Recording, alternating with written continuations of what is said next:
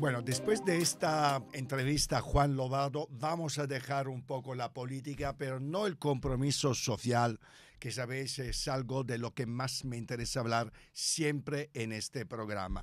Y además hoy lo hacemos con un gran escritor, un guionista, un periodista fantástico, que ha hecho unas obras muy interesantes. Y la última tenemos aquí, la podéis ver aquí en pantalla, que es Los Elegidos. ¿Qué tal, Nando? Muy bien. Nando muy López, que además nos hablará de esta obra, pero a mí me interesa mucho que nos hable también de otra obra ya traducida al italiano, que es ya serie de televisión, no solo en A3 Media, donde la podéis ver todavía, pero también en la RAI, una obra que ganó un premio Nadal. Bueno, fue finalista. Fue Finalista. casi Bueno, pero es curioso, premio, porque es el no premio más importante que me han dado. Pues fantástico, fantástico entonces. Un no premio, pero de una obra casi, muy bonita, además, donde tú te has involucrado de una forma extraordinaria también en la producción de las series y por lo tanto un gran éxito que demuestra que además lo que tú escribes es magnífico también. Bueno, muchas gracias. Las imágenes.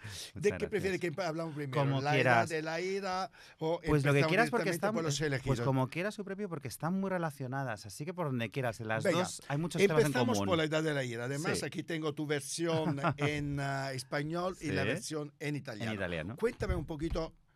¿Por qué La Edad de la ira? Pues yo escribí, ¿qué es la Edad de la ira? Pues la Edad de la ira es la violencia que nos rodea a tantos niveles y que ahora ha vuelto a repuntar. Yo escribí ese libro cuando todavía era profesor, yo fui profesor 10 años, hacía 9 que no, que me dedico solo a la literatura, y al llegar a las aulas me llamó la atención la cantidad de violencia, particularmente machista y homófoba, que vivían muchos de mis alumnos y de mis alumnas. Y yo empecé a escribir esa novela para denunciar que esa homofobia y ese machismo están existiendo y llevan existiendo demasiado tiempo y a veces fingimos no verlo. Ahora estamos viendo ese repunte, ¿no? Con este auge de la ultraderecha, del neofascismo, cómo eso está saliendo a la luz aún más, ¿no? Y yo escribí ese libro desde ahí, desde la reivindicación de todo lo que queda por hacer, de toda la adolescencia que necesita que le tendamos la mano y que les ayudemos a caminar hacia la visibilidad, hacia el quererse, hacia el no temer ser quienes son, ¿no? Y es un libro que se ha convertido, pues, para muchas personas en algo muy especial y que la verdad es que luego fue obra de teatro, serie de televisión y sí, ahora acaba de salir en Italia a raíz del estreno en la RAI y a mí no deja de traerme alegrías, sobre todo mensajes de gente que por un lado ha decidido ser visible, cosa que me alegra a través de la lectura en gente más joven, pero también he dado con gente que ha decidido ser profesora o profesor porque ha leído el libro. A raíz del libro. Exactamente. Y dime una cosa, en estos años que tú dedicaste a la educación, luego me gustaría saber por qué lo dejaste, que entiendo que la pasión por escribir, de escritor, me parece importantísimo, pero también sé que seguro que has sido un gran profesor. Bueno, se intentaba. ¿Por qué crees que hay tanta ira? Bueno, hay tanta ira porque al final hay unos privilegios que mucha gente que no quiere perder, hay un pensamiento, creo, por desgracia, ultraconservador, que también tiene que ver con una religión llevada y vivida desde el fanatismo, no la religión vivida desde la fe individual, que es algo que respeto, sino esa religión coercitiva, ¿no? Que lleva impregnando nuestra vida política tantas décadas, ¿no? Incluso siglos, si nos ponemos con una mirada histórica más hacia lo lejos. Y esa ira está viéndose ahora mismo legitimada por quienes desde sus tribunas políticas o mediáticas la exacerban y además crean discursos, ¿no? Con los que justifican que esa violencia se ejerza contra cualquier minoría, contra cualquier forma de diversidad y contra cualquier discurso que atente contra esos privilegios que han conquistado a lo largo del tiempo, ¿no? Entonces yo creo ahí que la cultura, y quizá por eso hago libros como estos, también tiene el papel de mancharse, de hablar de estos temas, de ponerlos sobre la mesa y de servir de revulsivo, ¿no? Hoy mismo me llegaba la edición número 17 de esa novela. Realmente que un libro tenga una vida tan larga, para mí también quiere decir que hay mucha gente que lo ve como un aliado, no solo como una obra de ficción que les emociona, sino también que encuentran en ese libro un refugio o incluso un instrumento para intentar cambiar las cosas. Además, tú dices una cosa que a mí me encanta y con la cual estoy absolutamente de acuerdo trabajando en los medios, que es que el silencio no es una opción, no es una alternativa. No, porque el silencio también es un posicionamiento. Cuando te callas, estás omitiendo y entonces también estás dando la razón a ciertos tipos de discursos, ¿no? Cuando alguien dice que no se va a implicar en ciertos temas, para mí lo que está haciendo es implicarse desde el lado contrario, ¿no? ¿no? Por supuesto. Y creo que es aceptarlos. Exactamente, y hay cuestiones que no admiten la equidistancia. Los derechos humanos no admiten la equidistancia. Nunca. Y cuando hablamos de derechos LGTBI, de derechos feministas, que son yo creo que dos de las claves de mi obra literaria, y a través a veces de lo histórico como en Los elegidos, a veces lo contemporáneo como en La de la ira, lo que estoy hablando es precisamente de eso, de que es que ante los derechos humanos no cabe ni la equidistancia ni el discurso falso de la opinión. No son opinables, son defendibles, nada más que eso, ¿no? Pero no podemos opinar sobre esos derechos humanos. Efectivamente. Se defiende, se lucha por los derechos. Y dime una cosa, Nando, desde tu punto de vista, ¿qué culpa tenemos los que sí nos callamos? ¿Qué estamos haciendo mal los activistas o las personas que claramente se defienden los derechos humanos? ¿En qué nos estamos equivocando? Porque es inevitable ver que las fuerzas del odio, el odio aumenta, lo que es la homofobia, incluso la violencia de género no para. ¿Y en qué nos estamos equivocando? ¿Cuál es el error que estamos cometiendo los que sí defendemos los derechos humanos? Quiero decir, a mí me resulta difícil hablar de errores porque creo que quienes los defendemos intentamos hacerlo lo mejor posible, pero quizá hay dos cosas en las que podríamos trabajar más. Una es clarificar el discurso. Creo que a veces nuestro discurso no llega a toda la gente que debería llegar y a veces hablamos para quienes ya piensan como nosotros y eso es un problema. Tenemos que hacer un discurso que llegue sobre todo a la gente más joven, de una manera más directa y sobre todo que les implique, que se den cuenta de que la defensa de esos derechos es la defensa de su propia libertad, de su propia convivencia, de su propio bienestar. Y lo segundo es que creo que compramos inmediatamente siempre el discurso ultra, es decir, entramos en todas y cada una de las polémicas que nos plantean. Entonces la agenda de nuestra conversación la marca el odio. Y creo que deberíamos marcarla al revés. Yo a veces tengo la sensación de que hablamos en contra de y deberíamos hablar a favor de. O sea, creo que deberíamos buscar el modo de unir nuestras voces. Para que centre todos los debates en nuestro discurso, guiar, y no el discurso del odio. No ir a colación de lo que nos están diciendo. Es verdad que es difícil no entrar, ¿no? Con semejantes barbaridades como escuchamos. Pero buscar el otro punto y liderar el diálogo. Creo que, bueno, espacios como este, ¿no? O sea, buscar también los medios para llegar desde muchos entornos. Que los hay, pocos, menos pero de los que debería pero lo haber. sois, ¿no? Que también. La polémica Exacto. siempre interesa mucho más que hablar desde la proactividad, ¿no? Exacto. A favor de los derechos humanos que no deberían defenderse, sencillamente son lo que son. Dime una cosa, saliendo un poco del tema de tu libro, luego volvemos y hablamos de Los elegidos. Me gustaría saber si de alguna forma has escuchado las últimas noticias relacionadas con la directora del Instituto de la Mujer. Sé que ha salido una noticia relacionada con 64 contratos asignados a dedo prácticamente, de fondos públicos evidentemente, a favor de Punto Violeta, pero de su empresa y de su pareja. La cual ella no lo ha negado, ha dicho que sencillamente que su pareja tiene que trabajar.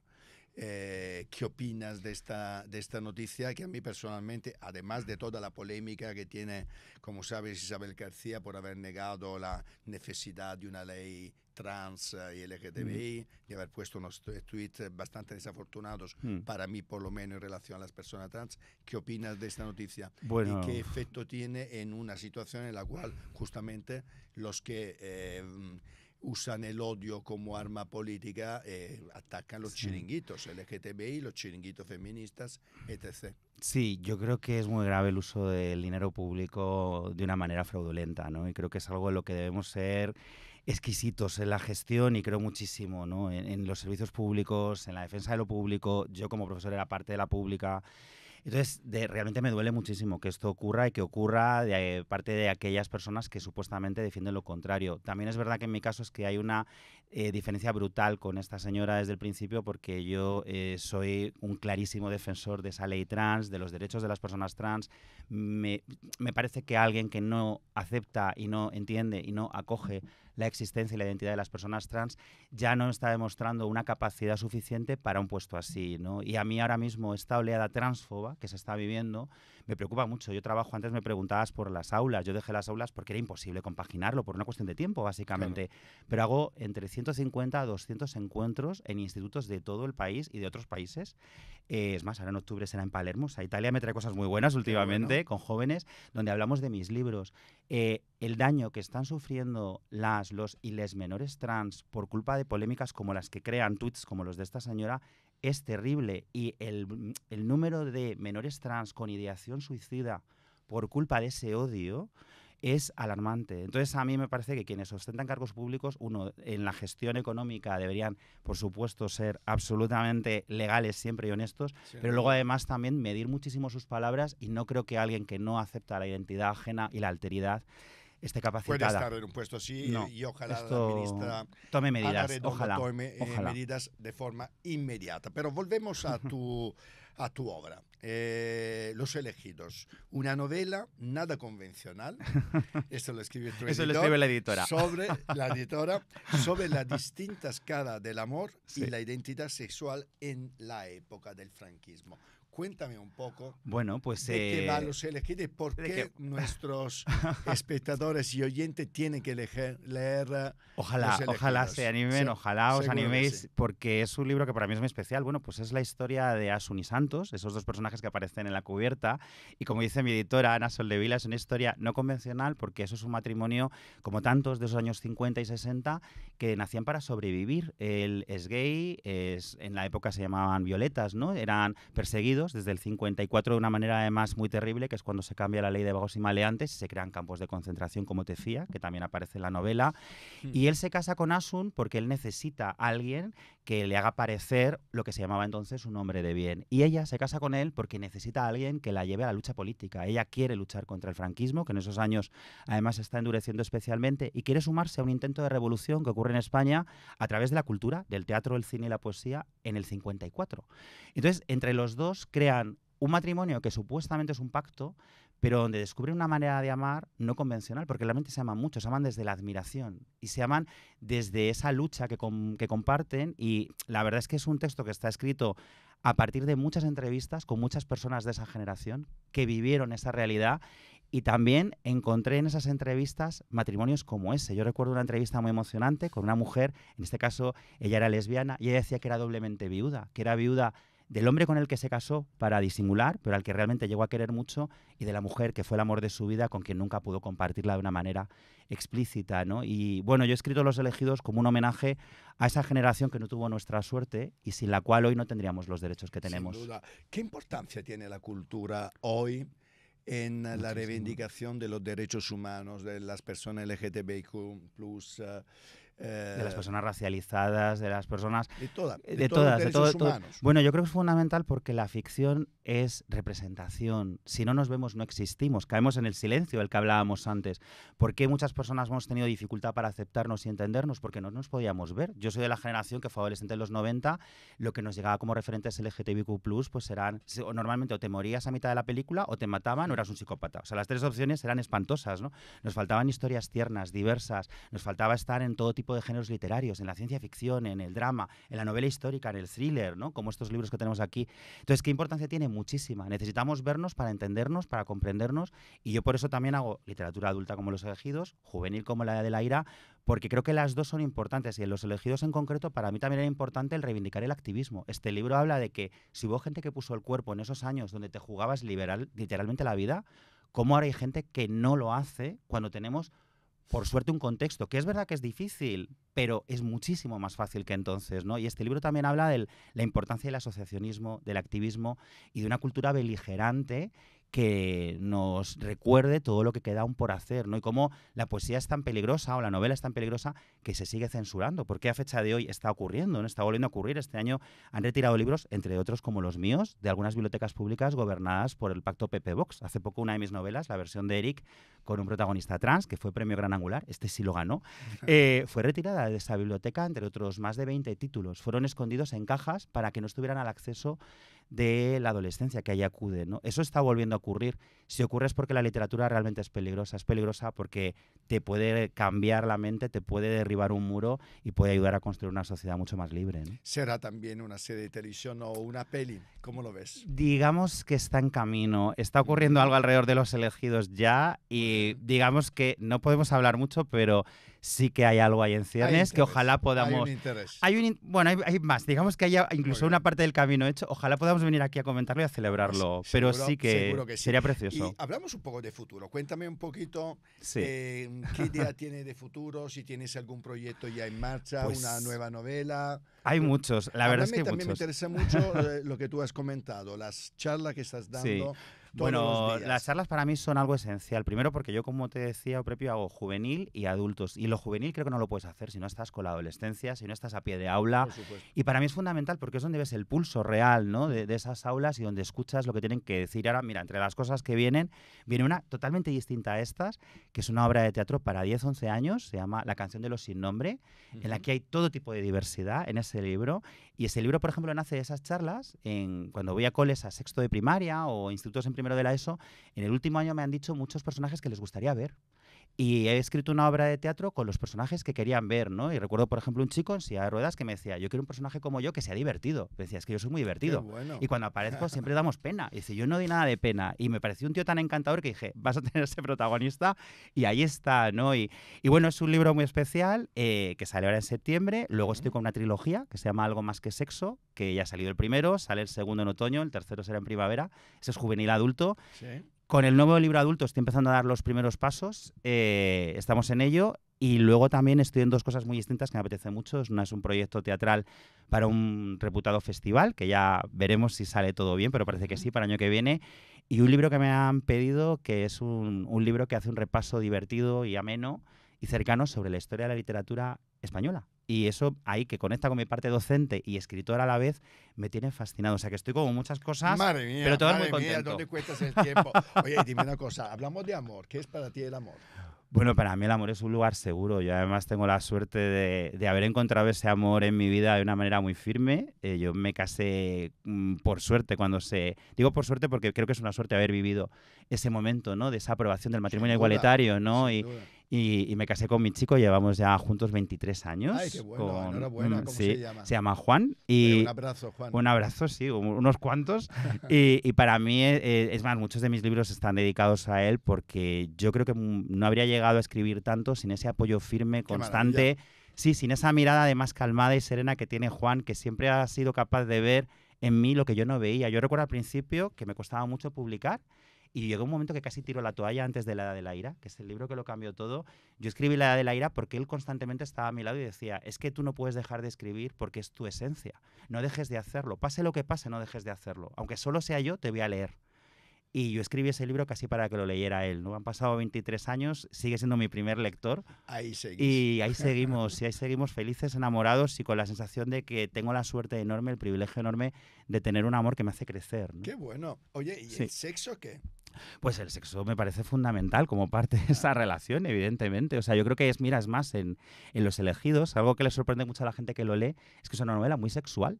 Pero es que yo estoy harto de que se cuente la realidad LGTB siempre de una manera a veces edulcorada para llegar a un público generalista.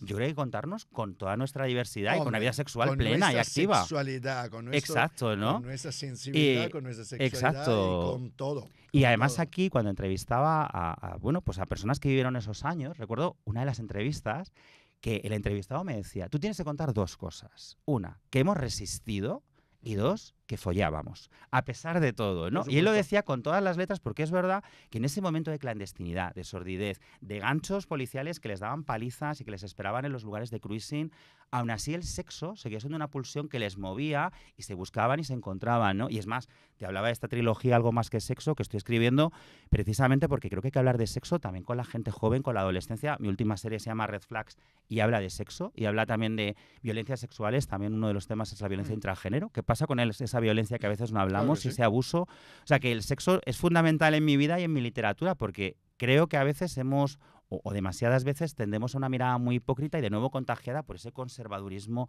y esa mirada moralizadora, ¿no? Y yo creo que es fundamental en nuestro día a día y que muchas de nuestras decisiones y acciones están marcadas por el sexo y que también es necesario contarlo. Igual que también Sin duda. es importante hablar, y mira, en la trilogía esta Algo más que sexo aparece, de la sexualidad, que es una orientación de nuestro colectivo que durante mucho tiempo ha sido invisibilizada, que provoca mucho dolor también por esa sexualización permanente. Entonces es que no hablar de sexo lleva siempre al dolor desde un lado o desde otro, ¿no? Y O a creo la que tenemos una frustración, mirada, o la efectivamente, frustración. necesitamos una mirada más amplia. Y una cosa, Nando, ¿qué buscan los jóvenes? Tú que te encuentras todos los días con jóvenes, con adolescentes, ¿qué están buscando los jóvenes? ¿Qué no encuentran Bueno, esto es, en esta sociedad? a ver, son como cualquier otra edad, pues son diversos y diversas. Quiero decir que es difícil generalizar, ¿no?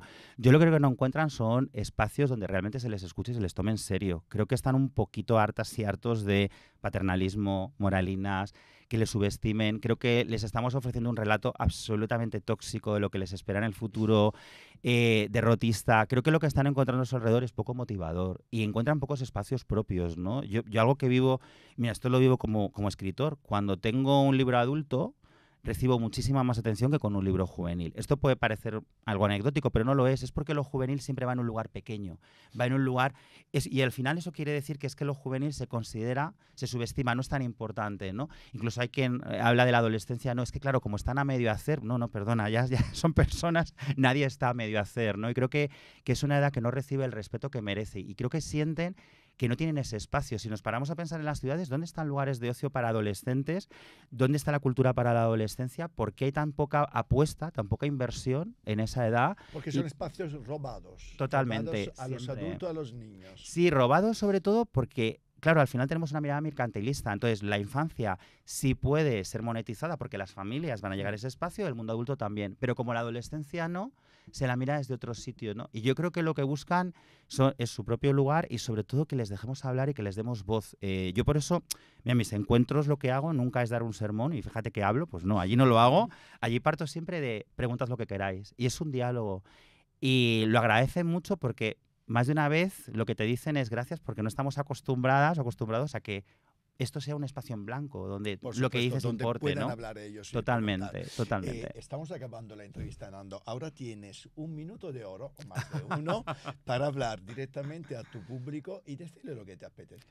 Bueno, pues yo solamente pediros que por favor sigáis leyendo, que sigáis buscando libros, ojalá algunos también puedan ser los míos, como Los elegidos o La edad de la ira o cualquier otro, pero ante todo que sigamos acercándonos a la literatura como una forma de transformación de lo que nos rodea, pero también de transformación personal. Yo creo que nunca entras igual y sales igual de un libro, ¿no? Siempre hay algo que se queda dentro de ti y que vivamos la experiencia lectora desde esa libertad y desde esa necesidad de seguir contándonos, ¿no? Que en este momento creo que necesitamos más que nunca acercarnos a esos libros para también encontrar palabras que podamos expresar y decir en voz alta frente a quienes tratan de imponer el silencio, que no permitamos que ese silencio y ese discurso del odio venza al discurso de la cultura y al discurso de la razón y de la convivencia. Qué bueno, muchas gracias. Un placer. Y recuerda que aquí tienes siempre un espacio Me encantará. para presentarnos todos tus proyectos. Será un Muchísimas placer. Gracias a ti, de verdad.